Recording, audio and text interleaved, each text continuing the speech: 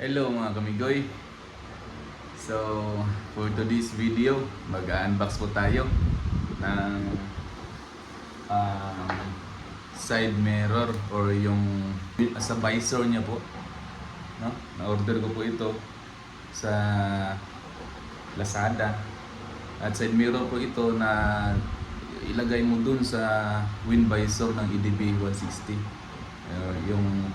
So, tala, unbox po tayo.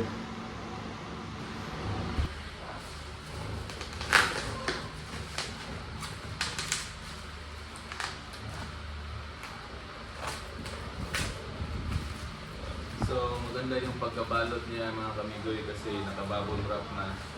At alam natin na secure talaga yung order natin na item or itong side mirror.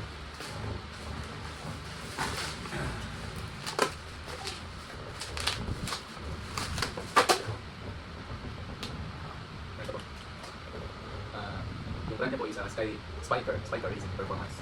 So, open natin.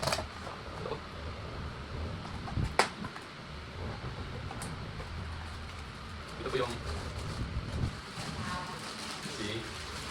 po yung side mirror na side mirror na po ito ng ilagay mo doon. Ilagay po natin sa siya doon na lalagyan, so ikakabit na lang po natin ito.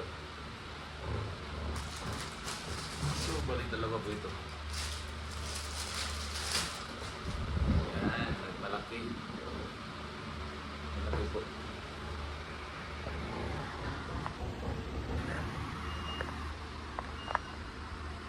So malaki siya guys. At actually mayroong tatlong size ito, medyo maliit at yung medium, at ito yung long stem talaga. Kasi para sa akin mukhang bagay ito na malaki kasi malaki yung EDB na road sync eh. So bagay ito. At mayroon pa guys. At ito hindi ko alam kung ano to. Pero natin i-open. I-open po natin. Hindi ko po alam kung ano to.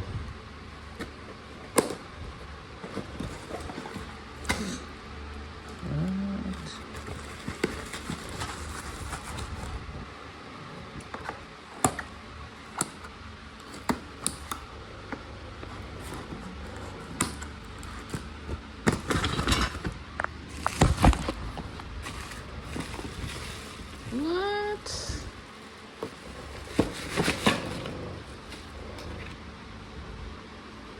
Para saan to? Hindi ko na ito magagamit kasi nakabili na ako ng enhancer at belt. May kuwan na siya dun eh, may abang na siya.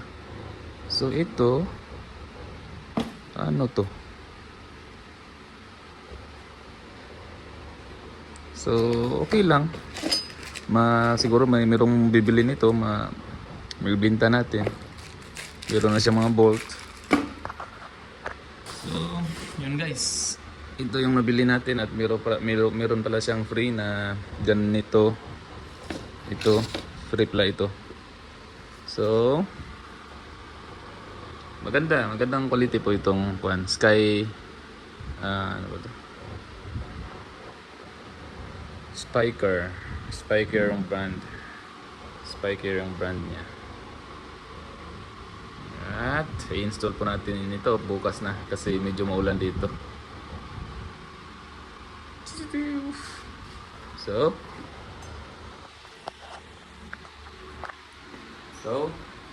that's it for today's video. Nag-unbox na tayo ng side mirror ng EDB 150. So kita-kits sa next video guys pag install natin ito.